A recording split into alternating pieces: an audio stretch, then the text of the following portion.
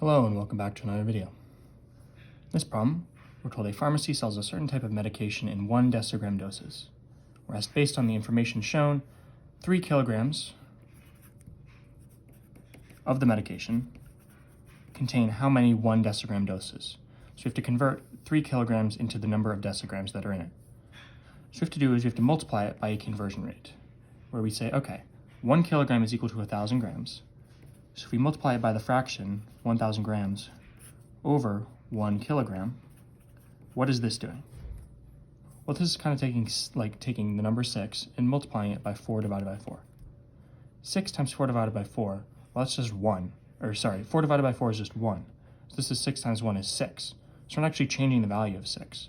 But what we are doing, if we don't simplify it, is 6 times 4 is 24 divided by 4. Similar way here, the kilograms cancel, and we're left with a new unit, grams. Then we can do that again, where we say 10 decigrams on 1 gram. Now the grams cancel, we have a number in terms of decigrams. So we have 3 times 1,000 times 10 is 30,000, divided by 1 is still 30,000.